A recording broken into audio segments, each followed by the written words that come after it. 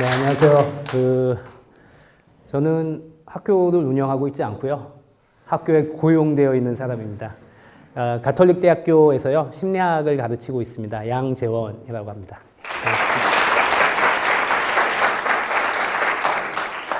오늘 제가 여러분과 함께 나누려고 하는 내용의 제목을요, 저는 시의 문구를 좀 패러디한 건데요. 아시는 분 아시겠지만 정현종 선생님의 시입니다. 사람들 사이에 섬이 있다.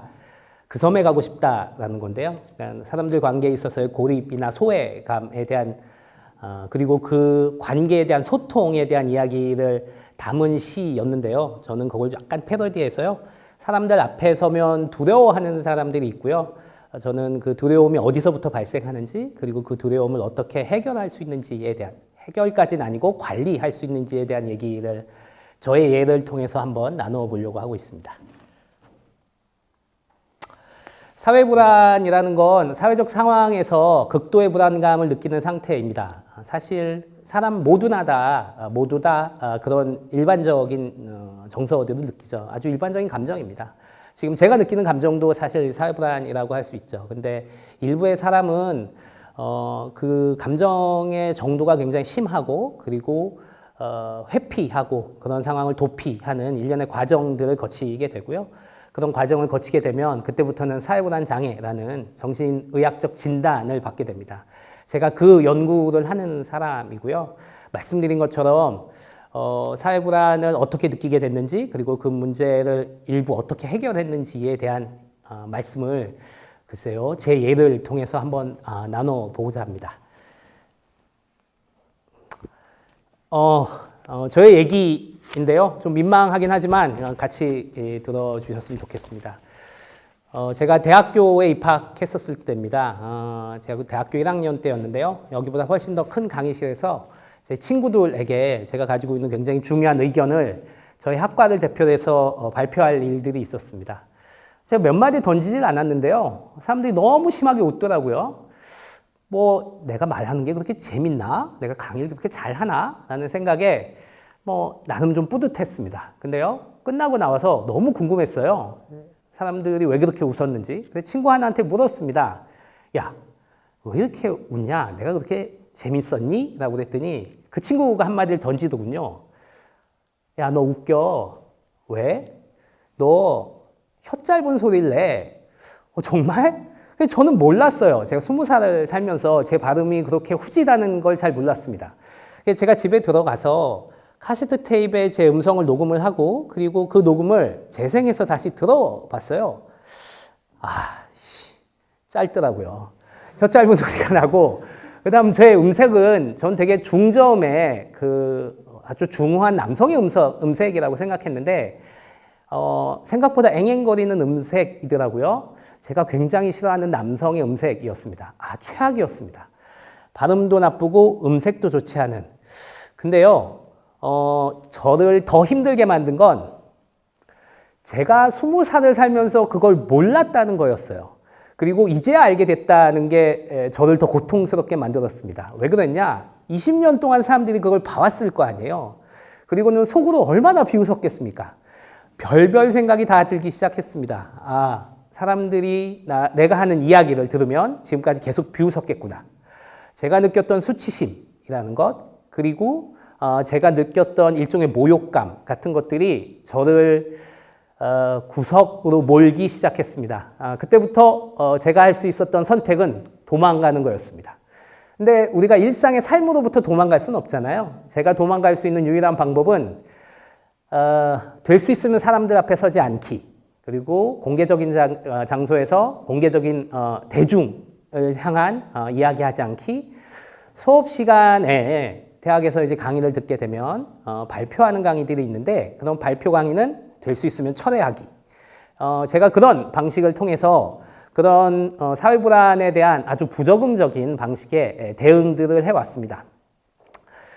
그러다가요, 제가 대학원에 가게 됐어요. 제가 임상심리학자인데요. 임상심리학은 정신병리 연구하는 데이고요. 정신병리를 평가하고 상담 및 심리치료를 하는 영역의 학문입니다.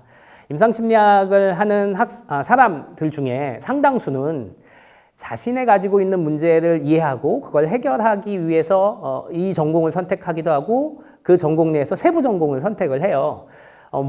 저는 어떤 분야를 선택했을까요? 당연히 사회불안이라는 걸 선택을 했습니다. 이 사회불안을 선택하고 나서 사회불안을 극복하기 위해서 제 나름대로 노력을 좀 해왔습니다. 그거 중에 하나가 바로 이런 경험입니다. 보시면 아시겠지만 집단 상담을 하는 것처럼 보이죠? 제가 집단 상담을 받았냐? 아니요. 제가 집단 상담을 받은 게 아니고 제가 집단 상담을 하는 리더로서 상담 현장에 상담자로서 섰었습니다. 굉장히 놀라운 일이었죠. 근데 도망가면 실패할지 모른다라는 생각에 한번 맞부딪혀 보기도 했습니다. 2001년이었던 걸로 기억하는데요.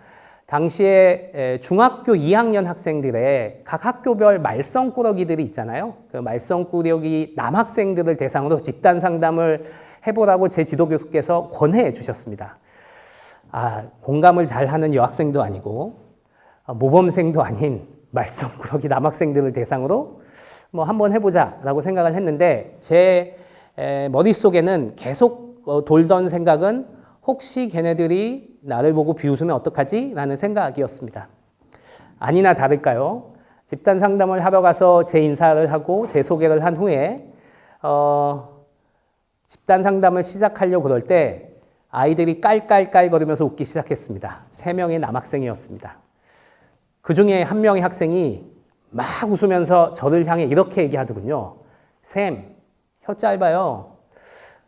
야, 어떻게 알았냐? 라고 얘기하면서 당시의 당혹감을 감추기 위한 헛웃음을 지었습니다.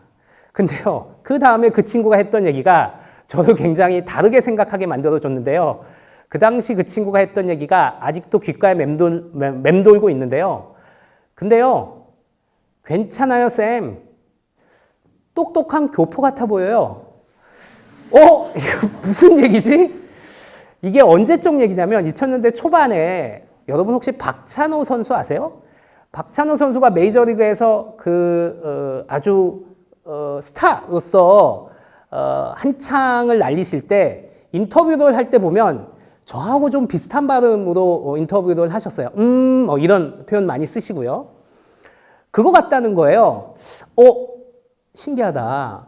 나는 내가 가지고 있는 나의 모습이 굉장히 부정적이라고 생각했는데 생각보다 꽤나 다르게 볼 수 있는 계기가 있을 수도 있겠구나 라는 생각을 그때부터 하기 시작하였습니다.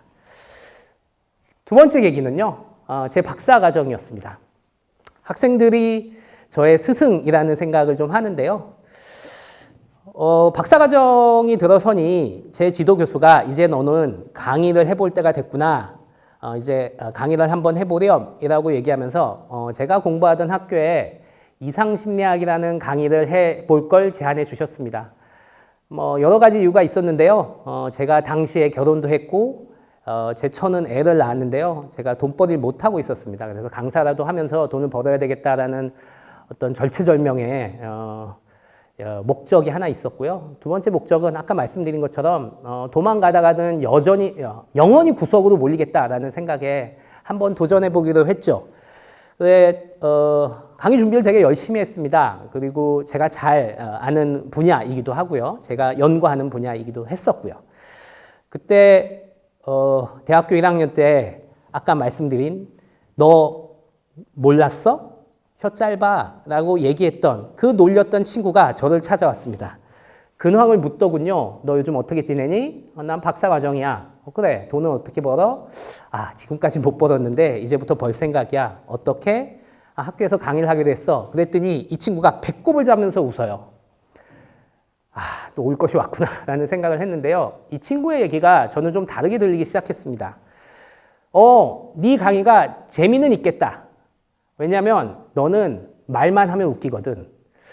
물론 그 웃기다는 얘기가 컨텐츠가 웃기다는 얘기는 아니었을 거예요. 제가 이야기하는 어설픈 발음이 사람들로 하여금 웃음을 준다는 의미였었을 겁니다.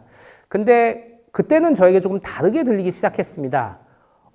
내가 하는 강의가 누군가에게 웃음을 줄 수 있는 의미 있는 강의가 될 수 있겠구나 라는 생각을 하고 기꺼이 강의를 했고요.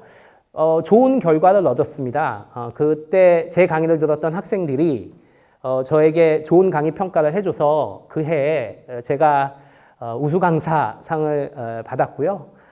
그것이 저의 경제적인 이득에도 크나큰 도움이 됐습니다. 이게 제 상황에 대한 저의 생각을 바꾸게 만든 굉장히 중요한 두 번째 계기였습니다. 마지막 계기는 더 극적이었습니다. 2007년이었습니다. 제가 박사과정일 때인데요. 국제학술대회에서 제가 발표를 하게 됐습니다. 사실은 발표하고 싶지는 않았지만 여기도 제 지도교수의 관건이 있었습니다. 너도 이제는 해외 가서 발표도 한번 해봐야 된다. 저는 국내에서 박사를 했고요. 저는 영어를 못합니다. 한국어도 못하는데 영어라고 잘하겠습니까? 물론 잘하는 흉내는 낼 수 있죠. 박찬호 선수처럼. 근데요, 40분을 발표를 해야 됐기에 제가 할 수 있는 유일한 방법은 40분의 영문 원고를 외우는 거였습니다. 실제 40분의 영문 원고를 그대로 외웠습니다. 제가 영문 원고를 쓸 수가 없었기에 제가 한글 원고를 썼고 그 한글 원고를 유학 다녀오신 선배께 부탁드려서 영문 원고도 전부 다 바꿨습니다.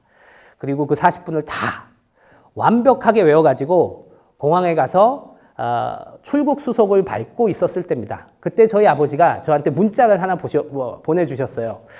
평상시에 전혀 그러지 않던 분이 저에게 보내주신 문자에 이렇게 있었습니다. 재원아, 나는 네가 너무 잘하진 않았으면 좋겠다 라는 표현이었습니다. 울컥하더라고요. 그게 저한테 이제 어떤 의미처럼 들렸냐면 너 완벽해지지 않아도 돼 라는 느낌처럼 들렸습니다. 그렇죠. 굳이 완벽해질 필요가 뭐가 있을까요? 학회장에 가서 발표를 했습니다. 40분짜리 발표가요. 제가 너무 긴장을 하니까 빠르게 진행이 돼서 20분 만에 끝났습니다. 예. 강연장이 싸해졌죠. 왜냐하면 40분을 들으려고 앉아 있었던 전문가들이 20분 만에 끝났으니까. 저도 당황했고 체어퍼슨도 되게 당황했습니다. 체어퍼슨이 아주 마무리를 잘 지어줬는데요. 제가 영어도 못하고요. 번역한 한국어로 말씀드리면 오늘 미스터 양 덕분에 우리가 빨리 점심을 먹게 되었다. 미스터 양에게 큰 박수 줘라 라고 얘기하면서 마무리가 됐습니다. 40분짜리 강연을요. 20분에 축약해서 얘기하더라도 아무 일도 일어나지 않더라고요.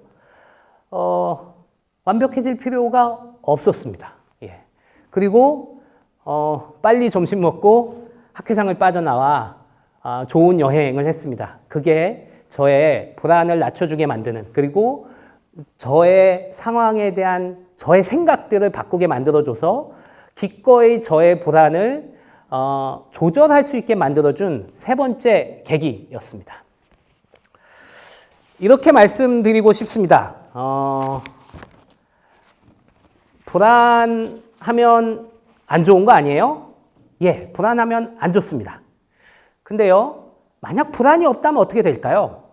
아마도요, 우리는 미래를 위해서 뭔가 준비하지 않을 겁니다. 그리고 아마 우리는 충동적인 행동을 할 가능성이 더 많습니다.